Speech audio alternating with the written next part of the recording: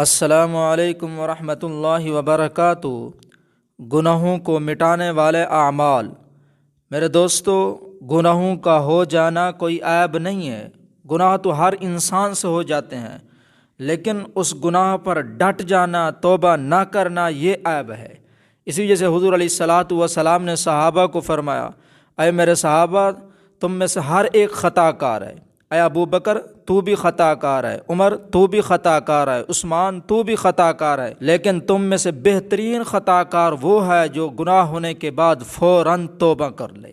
التائب من الذنب کمن لا ذنب لہ۔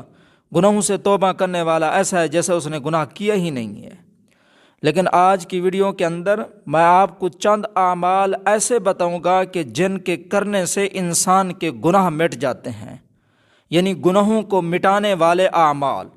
نمبر 1، حضرت ابو عبیدہ رضی اللہ تعالیٰ عنہ سے روایت ہے، نبی کریم صلی اللہ علیہ وسلم نے ارشاد فرمایا، جمعہ کے دن فجر کی نماز با جماعت پڑھنے سے کوئی نماز افضل نہیں ہے، اور میرا گمان یہ ہے کہ جو آدمی فجر کی نماز با جماعت پڑھے گا، اللہ تبارک و تعالی اس کی ضرور مغفرت کر دیں گے۔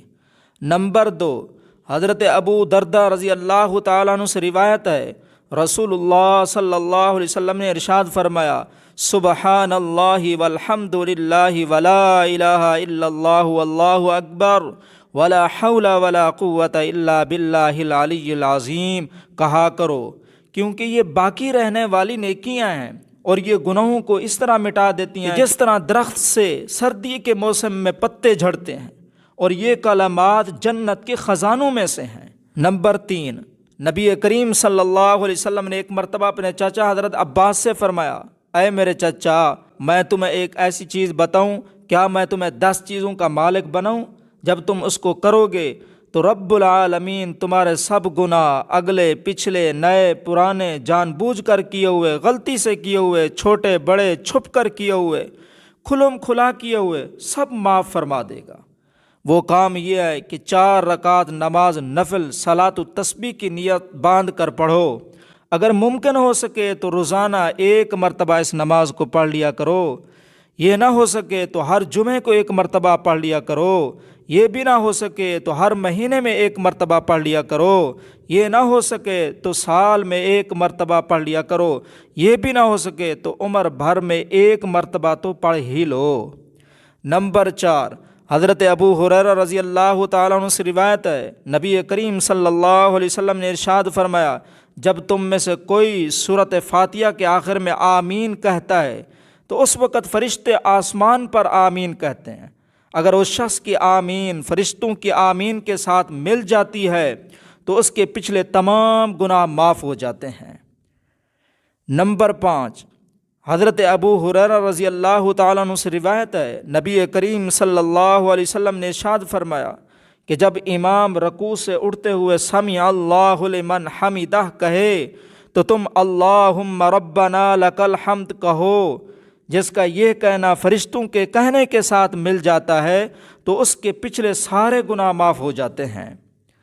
نمبر 6، حضرت زید رضی اللہ تعالیٰ عنہ سے روایت ہے، انہوں نے نبی کریم صلی اللہ علیہ وسلم کو یہ ارشاد فرماتے ہوئے سنا ہے کہ جو شخص استغفر اللہ الذی لا الہ الا هو الحی القیوم واتوب الیہ کہے گا تو اس کی مغفرت کر دی جائے گی۔ نمبر 7، حضرت سعد رضی اللہ تعالیٰ عنہ فرماتے ہیں کہ ہم نبی کریم صلی اللہ علیہ وسلم کی خدمت میں بیٹھے ہوئے تھے، آپ علیہ الصلاۃ والسلام نے ارشاد فرمایا، کیا تم میں سے کوئی شخص ہر روز 1000 نیکیاں کمانے سے عاجز ہے؟ آپ علیہ الصلاۃ والسلام کے پاس بیٹھے ہوئے لوگوں میں سے کسی نے پوچھا کہ ہم میں سے کوئی آدمی 1000 نیکیاں کس طرح کما سکتا ہے؟ آپ علیہ الصلاۃ والسلام نے ارشاد فرمایا کہ جو شخص 100 مرتبہ سبحان اللہ کہے گا اس کے لیے 1000 نیکیاں لکھ دی جائیں گی اور اس کے 1000 گناہ معاف کر دیے جائیں گے۔ نمبر 8، حضرت عمر بن خطاب رضی اللہ تعالیٰ عنہ سے روایت ہے، آپ علیہ الصلاۃ والسلام نے ارشاد فرمایا کہ جس شخص نے بازار میں قدم رکھتے ہوئے یہ کلمات پڑھے گا، لا الہ الا اللہ وحدہ لا شریک لہ لہ الملک ولہ الحمد یحیی ویمیت وہو حی لا یموت بیدہ الخیر وہو علی کل شیء قدیر، تو اللہ تعالیٰ اس کے لیے 10 لاکھ نیکیاں عطا فرماتا ہے، 10 لاکھ گناہ مٹا دیتا ہے اور 10 لاکھ درجے اس کے بلند کر دیتا ہے۔ نمبر 9، جب بندہ کہتا ہے اشہد ان لا الہ الا اللہ، تو اللہ تعالیٰ فرماتا ہے اے میرے فرشتوں، میرے بندے نے جان لیا ہے میرے علاوہ اس کا کوئی رب نہیں ہے، اور میں تم کو گواہ بناتا ہوں کہ میں نے اس کی مغفرت کر دی ہے۔ سبحان اللہ۔ نمبر 10، حضرت انس رضی اللہ تعالیٰ عنہ سے روایت ہے، نبی کریم صلی اللہ علیہ وسلم نے ارشاد فرمایا، جو بندہ کسی بھی وقت دن میں یا رات میں لا الہ الا اللہ کہتا ہے تو اس کے نامہ اعمال میں سے برائیاں مٹ جاتی ہیں اور اس کی جگہ نیکیاں لکھ دی جاتی ہیں۔ نمبر 11، حضرت معاذ بن جبل رضی اللہ تعالیٰ عنہ سے روایت ہے، نبی کریم صلی اللہ علیہ وسلم نے ارشاد فرمایا، جو شخص اس حال میں مرے کہ اس کا آخری کلمہ لا الہ الا اللہ محمد الرسول اللہ ہو تو داخل الجنہ، وہ شخص جو ہے وہ سیدھا جنت میں داخل ہوگا۔ نمبر 12، حضرت ابو ہریرہ رضی اللہ تعالیٰ عنہ سے روایت ہے، نبی کریم صلی اللہ علیہ وسلم نے فرمایا کہ جو شخص صبح کو 100 مرتبہ اور شام کو 100 مرتبہ سبحان اللہ وبحمدہ پڑھے گا تو اس کے گناہوں کی مغفرت کر دی جائے گی، خواہ اس کے گناہ جو ہے وہ سمندر کی جھاگ سے بھی زیادہ ہی کیوں نہ ہوں۔ نمبر 13، حضرت ابو ہریرہ رضی اللہ تعالیٰ عنہ سے روایت ہے، نبی کریم صلی اللہ علیہ وسلم نے ارشاد فرمایا، اللہ رب العالمین نے تمہارے لیے 4 کلموں کو چن لیا ہے، سبحان اللہ والحمد للہ ولا الہ الا اللہ واللہ اکبر۔ بس جس نے کہا سبحان اللہ، اس کے لیے 20 نیکیاں لکھی جائیں گی اور 20 گناہ معاف کیے جائیں گے، اور جس نے کہا اللہ اکبر، اس کو بھی اتنا ہی ثواب ملے گا، اور جس شخص نے کہا لا الہ الا اللہ، اس کے لیے بھی اتنا ہی ثواب ہے، اور جس شخص نے اخلاص سے الحمدللہ رب العالمین کہا تو اس کے لیے 30 نیکیاں لکھی جائیں گی، 30 گناہ معاف ہو جائیں گے۔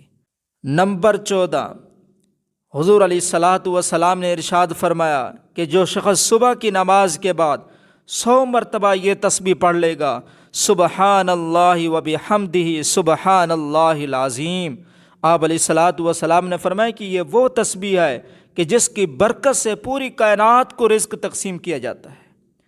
اور چلتے پھرتے کہا کرو استغفر اللہ، اللہ اکبر، لا الہ الا اللہ، لا حول ولا قوت الا باللہ، سبحان اللہ وبحمدہ سبحان اللہ العظیم، یا حی یا قیوم برحمتک استغیث۔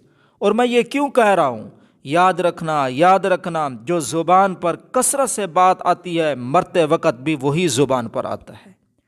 دعا ہے اللہ پاک ہم سب کو کثرت کے ساتھ اپنا ذکر کرنے کی توفیق عطا فرمائے اور اس پر عمل کرنے کی بھی توفیق عطا فرمائے۔ اگر یہ ویڈیو آپ کو اچھی لگی ہو، اس ویڈیو کو لائک بھی کیجیے گا اور شیئر بھی کیجیے گا، اور مجھے اپنی دعاؤں میں یاد رکھیے گا۔ السلام علیکم ورحمۃ اللہ وبرکاتہ۔